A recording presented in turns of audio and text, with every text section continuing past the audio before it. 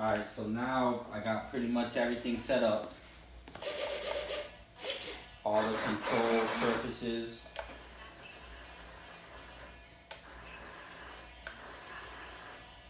Are moving properly. I'm gonna power up the motor. The motor's spinning the proper direction. I got my as3x on, so now I'm gonna check to make sure it corrects the right way.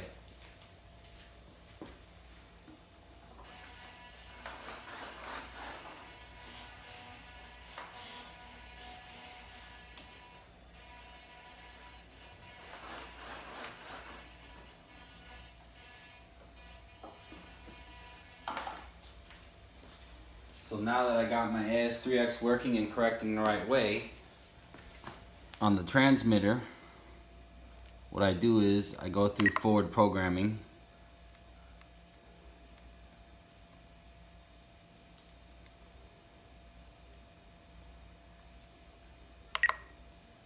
And I have it on a switch, so I can always turn it off. I go to gyro settings, as3x settings.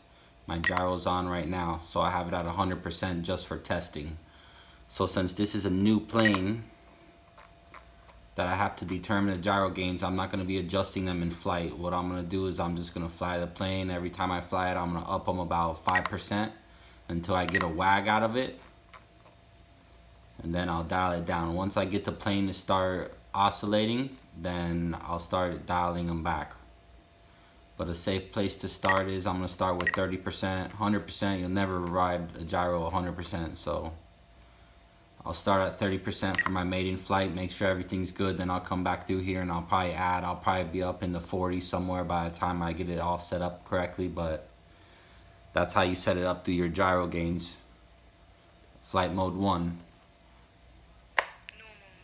as3x, when I turn it off, I don't have none. And how I set that up is here in the flight mode setup. So I have channel 1, my as3x mode, I have it activated. Mode 3, since I only have a 2-position switch, I only have flight mode 1, flight mode 3. as3x is inhibited, so that's how I'm able to turn it off in the flight. That's all through forward programming. The only thing I haven't been able to do to this yet is add reverse. The reason being, I believe I have to upgrade the firmware on the ESC. Even though it's a brand new ESC, some of them come with the older firmware, so they don't have the reverse built in. So once I get to the hobby store and borrow the programmer to upgrade the firmware on the ESC, then I'll be able to have reverse.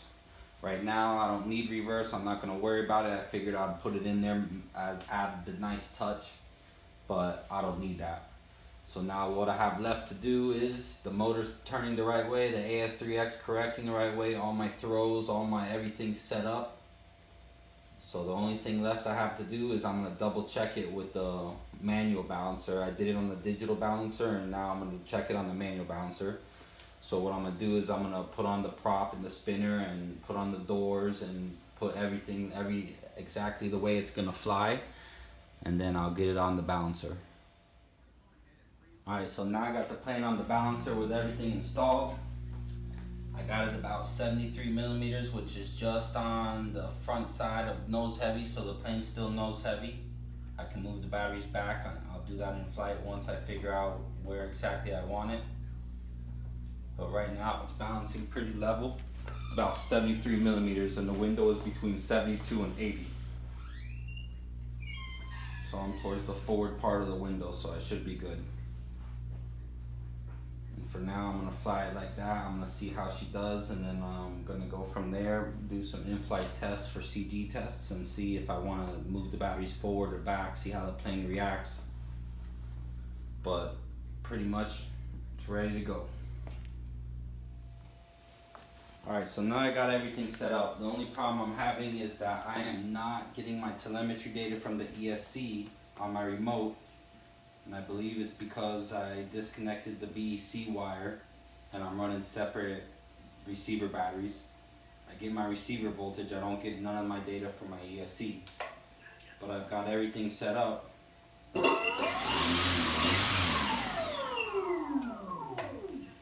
it's ready to go. So I'll probably be testing this bad boy at the field tomorrow if I can get out there, if the weather's good, and I'll worry in the future about the telemetry and the reverse, try to get that figured out. But she's ready to go.